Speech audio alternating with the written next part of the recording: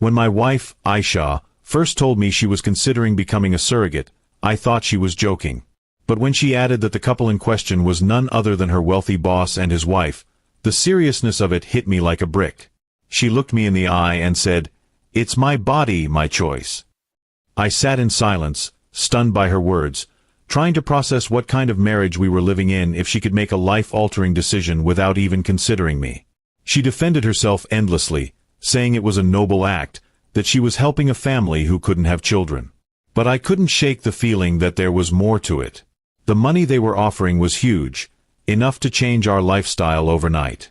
I knew deep down her decision wasn't just about helping someone, it was about the temptation of wealth and status. The weeks that followed were a nightmare. I watched as she went to countless doctor appointments, often accompanied by her boss's wife, while I stayed home feeling like an outsider in my own marriage. Every time she came home, she talked about how kind and generous her boss was, how grateful his wife was. The more she spoke of them, the more it felt like she was living in their world and leaving me behind in mine. I began noticing changes in her behavior. She dressed better, carried herself differently, and even seemed to glow in ways I hadn't seen before. She claimed it was just the hormones and the attention she was getting from the clinic, but I could see it clearly. She was enjoying the luxury, the treatment, and most of all, the closeness with her boss's family.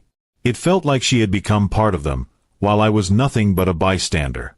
One evening, I asked her bluntly, "Do you even realize what this is doing to us?" She brushed me off with a cold laugh, saying, "You're overreacting. You should be proud of me." Proud? How could I be proud of a wife who carried another man's child, flaunting the situation like a prize? As time passed, my resentment grew. I stopped trying to argue. Instead, I quietly made my own plans. I took on extra hours at work, started saving, and distanced myself emotionally. I knew that once this child was born, things would never be the same between us. She thought she was securing a future for us with the money, but she didn't see the cracks she was carving into our marriage. The day of delivery came, and her boss and his wife were there every step of the way. They celebrated like it was the best day of their lives, while I stood in the corner, watching my wife hand over a baby that was never ours. She looked proud, glowing with accomplishment. I looked at her and felt nothing but cold emptiness.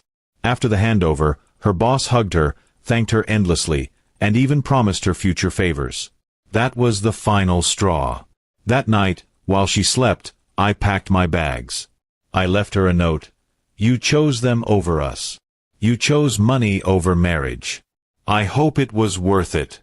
When she woke up the next morning and saw me gone, she called again and again, but I didn't answer.